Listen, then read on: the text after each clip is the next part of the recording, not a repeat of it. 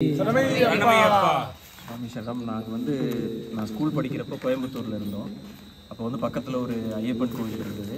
அப்போ நினச்சது அந்த மாதிரி கோவிலுக்கு போகணும், ஐயப்பன் சபரிமலைக்கு ஒரு தடவை போகணும்னு சொல்லி ஸ்கூலில் நினச்சது, போவே இல்லை. 2017 தான் என்னோடய முதல் மலை.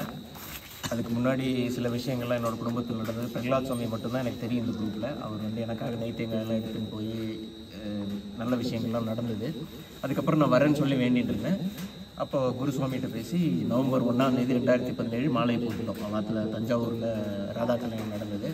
அன்றைக்கி எல்லோரும் மாலை போட்டுட்டு இத்தனை வருஷத்துக்கு அப்புறம் நான் வெயிட் பண்ணது 90ல் நான் சொல்கிறது அந்த கோயம்புத்தூரில் இருந்தது. அதுக்கப்புறம் போக முடியலன்னா வேரியஸ் ரீசன்ஸ். நம்மளால் முடியுமா, விரதம் இருக்க முடியுமா, விரதம் ரொம்ப கஷ்டம், நம்ம ஸ்ட்ரிக்டாக விரதம் இல்லைன்னா பிரச்சனை ஆகுமே, இந்த மாதிரிலாம் தோணிட்டு இருந்தது.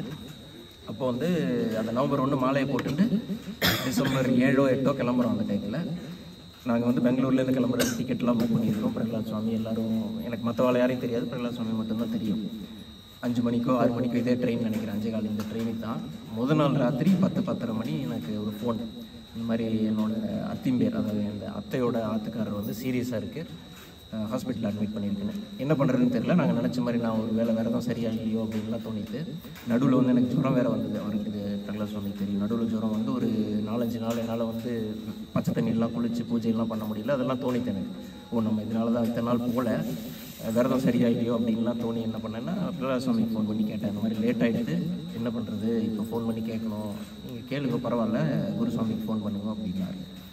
ஃபோன் பண்ணி கேட்டால் அவர் ஓகே, இப்போனா எனக்கு தெரிஞ்சிருக்கும் குருசுவாமி என்ன பதில் சொல்லியிருப்பாருங்க. அப்போ எனக்கு தெரியாது. அதனால அவர்கிட்ட கேட்டேன் என்ன பண்ணுறது அப்படின்னு. அவர் என்னோட இதுக்காக சொல்லியிருக்காருங்கிறது இப்போ தான் நான் உணர்றேன். இல்லைன்னா அவரோட டெசிஷன் எனக்கு தெரிஞ்சிருக்கு என்னன்னு. நீ ஒன்று பண்ணு, உனக்கு உங்கள் அப்பா அம்மாக்கெல்லாம் கொஞ்சம் டவுட்டாக இருக்கிறதுனால சுவாமிகிட்ட ஒரு துண்டு சீட்டில் இந்த மாதிரி எழுதி போடு, போகிறதா வேண்டாமான்னு கூடவா சுவாமின்னு கேட்டேன். அப்படி போட்டுறாத, ஐயப்பன் வேண்டானோங்கிறதுலாம் ஒரு சென்டென்ஸ் சொன்னேன். ஐயப்பன் மேலே நம்பிக்கை இருந்தால் நீ திரும்பி போயிட்டு பிரசாதம் கொடுக்குற வரைக்கும் அவங்களுக்கு ஒன்றும் ஆகாதுன்னு. அப்போ நீ கன்வின்ஸ் ஆகலை. இல்லை எங்கள் அப்பா பயப்படுறாரு, எங்கள் அப்பா பயந்தா நீ ஏன் பயப்படுற, அப்புறம் சீட்டு குழி போடு சொல்லு. அது என்ன சொன்னார்னா, பாசிட்டிவாக போடு, இப்போ வரதா இல்லை அப்புறம் வரதான்னு சொல்லி போடு அப்படின்னு சொல்லி சீட்டு போட்டு ஒரு கற்பூரம் காமிச்சிட்டு எடு உன் கையாலேயே அப்படின்னு சொன்னார். எடுத்தேன். உங்களுக்கெல்லாம் தெரியும் என்ன வந்திருக்குன்னு.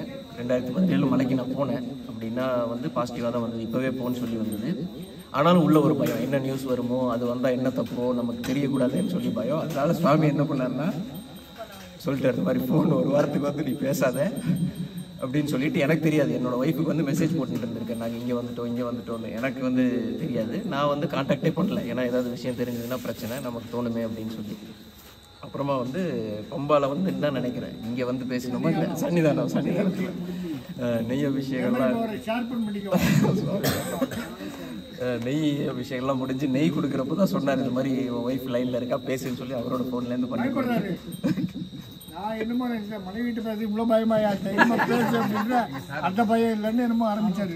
சொல்லு சுவாமி செல்வம். அப்புறம் இது பண்ணி ஃபோன் பேசி சொன்னேன், இந்த மாதிரி ஒன்றும் இல்லை, எல்லாம் நல்லபடியாக இருக்கா அப்படின்னு சொன்னால். அதுக்கப்புறம் 5 வருஷம் அவர் ஹெல்த்தியாக இருந்து, இப்போ தான் ரீசெண்டாக அவர் சதாபிஷேகம்லாம் நடந்து 75 வயசு அப்போது அந்த பிரச்சனை இருப்போ 80 வயசு சதாபிஷேகம்லாம் பண்ணிவிட்டு 81 வயசில் இப்போ தான் ரீசெண்டாக காலமானவர்.